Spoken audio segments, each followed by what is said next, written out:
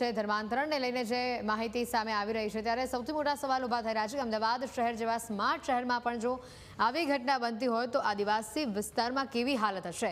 અગાઉ પણ ન્યૂઝ કેપિટલે આવા ઘણા અહેવાલો પ્રસારિત કર્યા છે કે જ્યાં આવી ગેંગ સક્રિય હોય અને તે ફોર્સફુલી ધર્માંતરણ લોકોનું કરાવતા હોય, હિન્દુમાંથી ખ્રિસ્તી ધર્મ અંગીકાર કરવા માટેનું કહેતા હોય, દબાણ કરતા હોય. ત્યારે અમદાવાદની દાસ્તાન સર્કલ પાસેની એક સોસાયટીમાંથી ધર્માંતરણ કરાવાતું હોવાનું આ પર્દાફાશ થયું છે.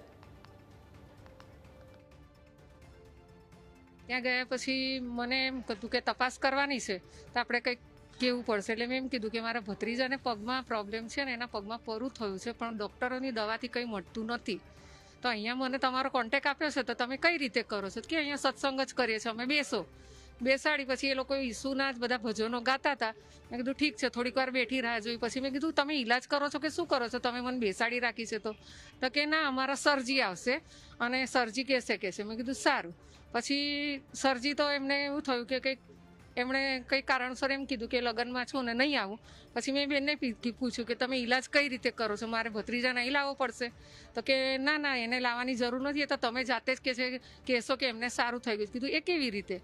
તો કે તમે સત્સંગમાં આવો, ઈસુ પર વિશ્વાસ રાખો, ઈસુનું આમ કરો, ઈસુનું તેમ કરો.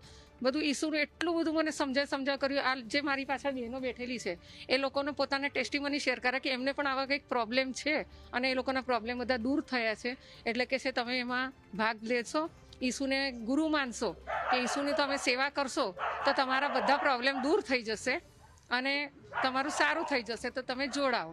ત્યાં સુધી બજરંગ દળની ટીમ ત્યાં પહોંચી ગઈ અને પોલીસે પહોંચી ગઈ હતી. માઇન્ડ વોશની એક વાત કરી. તમે પોતે એટલા સમય ત્યાં હતા, તમને શું પોતે અનુભવ થયો? માઇન્ડ વોશ એટલે એ લોકો એટલું સરસ રીતે એમ સમજાવતા હતા કે હું લગભગ 1.5 કલાક ત્યાં બેઠી ને તો મને પણ થોડુંક એવું લાગ્યું કે હું કદાચ હજી 1-2 કલાક બેસીશ ને તો મને પણ એવું લાગવા મળશે કે હા ભાઈ, ઈસુ સારું કરે છે અને મારા ઘરનું કંઈક પ્રોબ્લેમ હોય તો ઈસુ મને સારું કરી આપશે. મારે આમાં જોડાવવું જોઈએ એવું મને લાગવા માંડ્યું હતું. પણ મારું નસીબ સારું કે હું માઇન્ડલી પહેલેથી સ્ટેબલ હતી કે મારે ખાલી તપાસ કરવાની છે. એટલે મેં કંઈ ત્યાં બહુ એ લોકોને પર ધ્યાન